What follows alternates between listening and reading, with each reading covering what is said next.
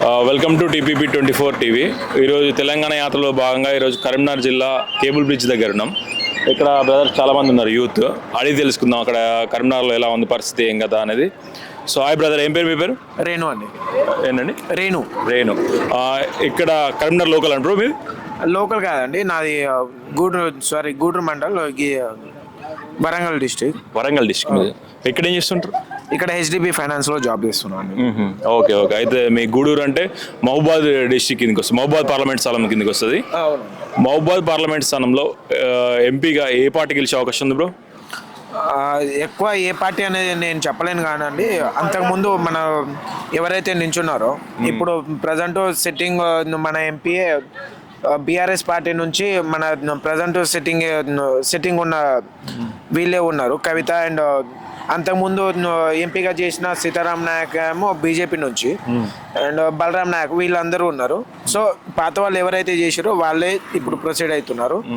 And నాకు తెలిసి అయితే మొబైల్లో ఎక్కువ బీజేపీ వచ్చే అవకాశాలు అయితే ఎక్కువ ఉన్నాయండి. బీజేపీ వచ్చే అవకాశాలు ఉన్నాయండి.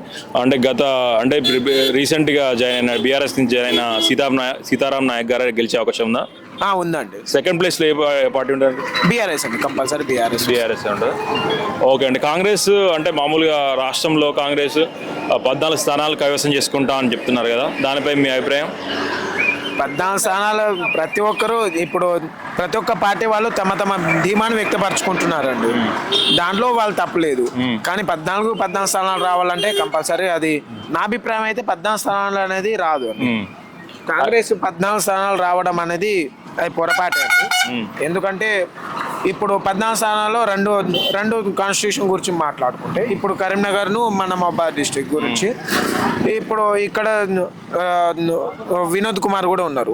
మరి వినోద్ కుమార్ కూడా మంచిగానే తన డెవలప్మెంట్ కార్యక్రమాలని బాగానే నిర్వహిస్తున్నాడు.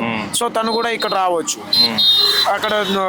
అక్కడ అంతకుముందు బీఆర్ఎస్ నుంచి పోటీ చేసిన సీతారాం నాయక్ ఇప్పుడు బీజేపీ తరఫున కూడా పోటీ చేస్తున్నాడు. సో తను మంచి పనులు, సీతారాం నాయక్ గారు మంచి పనులు చేశారు కాబట్టి అక్కడ సీతారాం నాయక్ గెలిచే అవకాశం ఉంది. ఇక్కడ కరీంనగర్లో వినోద్ కుమార్ అంటే కరీంనగర్లో వినోద్ కుమార్ గారు, అండ్ మహబూబాద్లో బీజేపీ సీతారాం నాయక్ గారు గెలిచే అవకాశం ఉందా? అవును.